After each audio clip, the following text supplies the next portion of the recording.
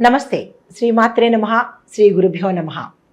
2025 ఫిబ్రవరి మేషాది ద్వాదశ రాశుల వారికి ఫలితాలు ఎలా ఉండబోతున్నాయి, వారి యొక్క గ్రహస్థితులు ఎలా ఉంటున్నాయి, ఆ గ్రహస్థితుల వల్ల ఎలాంటి పరిణామాలు ఉన్నాయి, ఎలాంటి ఫలితాలు ఉన్నాయి అనే అంశాలను ఇప్పుడు మనం పరిశీలిద్దాము.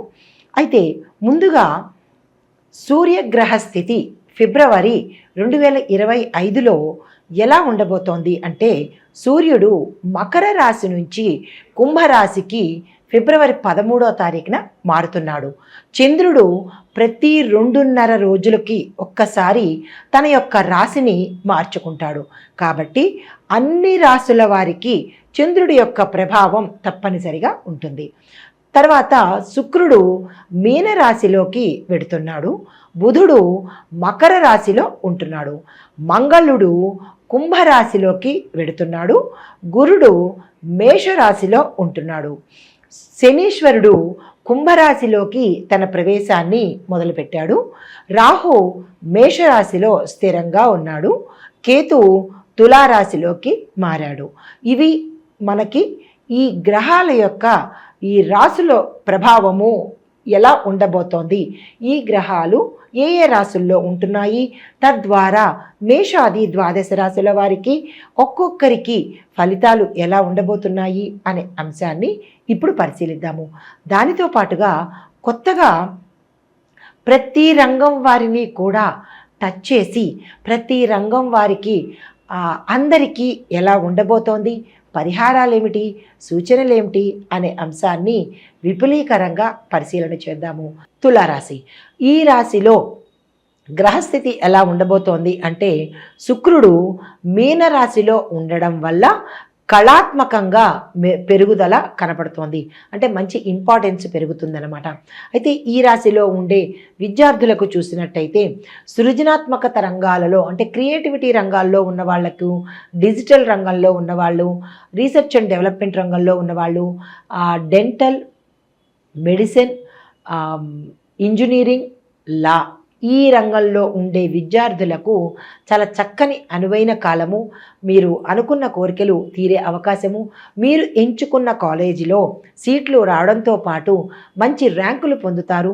కొంతమంది క్యాంపస్ సెలక్షన్స్ కూడా సక్సెస్ చేసుకుంటారు. కొంతమందికి విదేశాలు వెళ్ళాలని, అక్కడ చదవాలి అని అనుకున్న వాళ్ళకి ప్రయత్నాలు ఫలితాన్ని ఇస్తాయి. అక్కడికి వెళ్ళి చదివే యోగ్యత, అవకాశము ఈ రాశి వారికి గోచరిస్తోంది. అయితే మీకు చిన్న ఆటంకం ఏంటంటే, గతంలో కొంతమంది 2 సార్లు అటెంప్ట్ చేసి ఉండుంటారు కొంతమంది విద్యార్థులు. అది 3వసారి కూడా ఫెయిల్ అయ్యే అవకాశము గోచరిస్తోంది కొన్ని రంగాలలో ఉండే విద్యార్థులకు.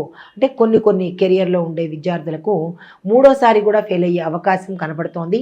జ్ఞాపక శక్తి కూడా మందగించే అవకాశం కనపడుతోంది. కాబట్టి మీరు ఇతర వ్యాపకాలు తగ్గించుకోండి. మొబైల్ని ఎక్కువగా చూడకుండా మీ పని ఏమిటి అనే ధ్యేయంతో కనుక మీరు చదివినట్టయితే ఈసారి తప్పకుండా పాస్ అయ్యే అవకాశం కనబడుతోంది. ఉద్యోగస్తులకి చూసినట్టయితే మీ కృషికి తగిన ఫలితాన్ని పొందడంతో పాటు ప్రమోషన్స్ కూడా తీసుకుంటారు. ప్యాకేజ్ కూడా పెరిగే అవకాశం కనబడుతోంది. మీ పై అధికారులు మీ మాటకు విలువ ఇస్తారు. మీ సహోద్యోగుల్లో కూడా మీ మాటకు విలువ పెరిగే అవకాశం కనబడుతోంది. ఆకస్మిక ధనప్రాప్తి కనబడుతోంది. ఆదాయ మార్గాలు 4 వైపుల నుంచి మీకు అధిక ధనాన్ని ఇచ్చే అవకాశం ఉంది. గృహాన్ని కొనుక్కుంటారు. భూమిని, వాహనము ఈ 3 కొనుక్కునే అవకాశము ఈ రాశిలో ఉండేవారికి గోచరిస్తోంది. శుభవార్తలు వింటారు. కుటుంబ వాతావరణం అన్యోన్యంగా ఉంటుంది. టెంపరీ ఉద్యోగం చేసేవాళ్ళు ఇటు ప్రభుత్వ రంగంలో కావచ్చు, ఇటు ప్రైవేట్ రంగంలో కావచ్చు, వారికి పర్మినెంట్ అయ్యి వేతనాలు పెరిగే అవకాశం కూడా, అలాంటి శుభవార్తలు కూడా వినే అవకాశము ఈ రాశిలో ఉండేవారికి గోచరిస్తోంది. అయితే వ్యాపార పరంగా చూసినట్టయితే కనుక లాభదాయకమైన ఒప్పందాలు జరుగుతాయి. మీ వ్యాపార విస్తరణ పెరుగుతుంది. వ్యాపార విస్తరణతో పాటుగా లాభాలు వచ్చే వ్యాపారాలు మాత్రమే మీరు తీసుకుంటారు. మార్కెట్లో మీ యొక్క వస్తువుకి గిరాకీ పెరిగి అధిక రేటు పలికి మీకు లాభాలు వచ్చే అవకాశం కనబడుతోంది. పెట్టుబడులు ఈ మాసంలో నిరభ్యంతరంగా పెట్టుకోండి. షేర్ మార్కెట్లో కానీ లేదా వ్యాపార విస్తరణ కోసం కానీ మీరు నిరభ్యంతరంగా పెట్టుకోవచ్చు. తరువాత వ్యాపారాన్ని పేరు మార్చాలనుకున్నా లేదా కొత్త వ్యాపారానికి ఏ వ్యాపారం తీసుకోవాలి అనే అంశాన్ని పరిశీలించాలన్నా కానీ ఈ మాసంలో మీరు ఆ ప్రయత్నాన్ని చేసుకోండి.